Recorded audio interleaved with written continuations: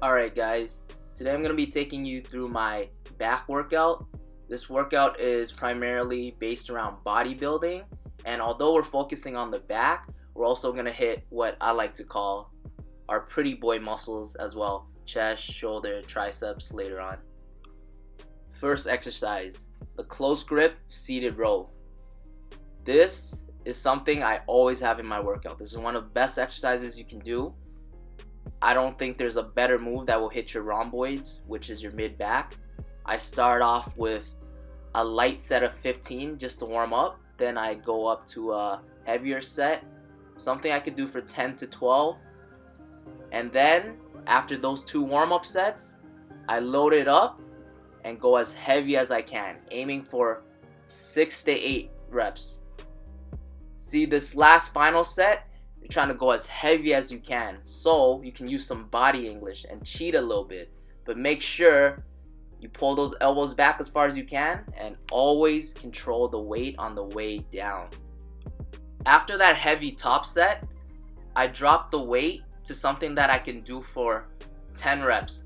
So I like to aim for a weight that's a little bit heavier than my first warm-up set of 10. Here you see me switching up the grips and handle. Your back is such a large muscle group, and people don't realize that it's comprised of a bunch of different muscles. And to hit every individual one, we gotta play around with the grips and the angles. Here I'm using an underhand grip with the swivel bar. While the first exercise will really trash your rhomboid, which is your mid back, this will hit more of your lower lats. For this exercise, I like to do 3 sets of 10. A tip here, when you're rowing, always make sure you're using your elbows. So pull off your elbows, not your hands. Anytime you want to work your back, you gotta lead with your elbows. Third exercise, as you can see, the Prodigy has switched grips, so have I. This is a neutral grip handle. I really love this handle, guys. Not only does it allow me to really trash my upper back, it really hits my rear delts as well. It gives you that nice rounded look in your shoulders, as well as that V taper that all the guys want.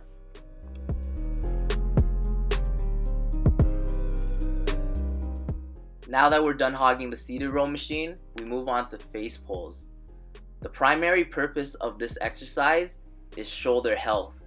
What I'm trying to do is squeeze my shoulder blade back as much as possible. I like to do high reps, 3 sets of 15 to 20. This is not an exercise where you go heavy. It's all about scapular retraction, meaning get your shoulder blades back. You can always have a chest, guys. This was one of the major game changers for me that took my chest to the next level once I started incorporating them. This is going to give you that wide look that pops out at the sides. I like to do 3 sets of 12. The key to doing this is keeping a locked angle in your elbows and moving with just your upper arm. See, as I'm going in, I'm squeezing my fists together, and on the way back, I'm letting it stretch me out while still keeping that tension in my chest. I see so many guys doing this wrong, flailing their arms around with an open palm. That's wrong.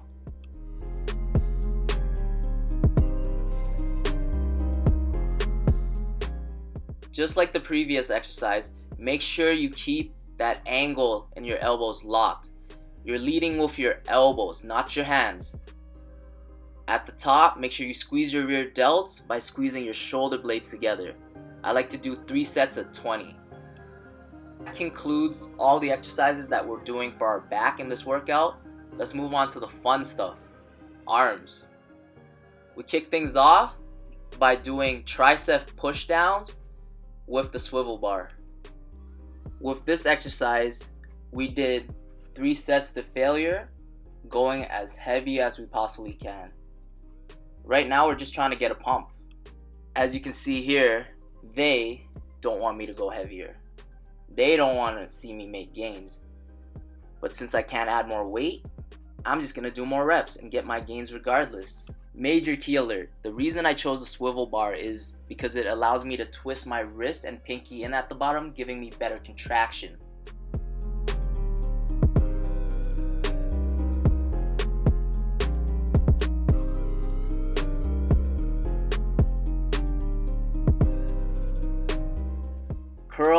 I like to go fairly heavy.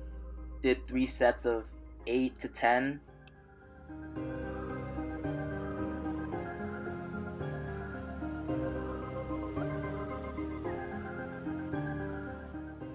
You see so many guys trying to go as heavy as they can, and they're not even able to control the weight on the way down. They just let it drop.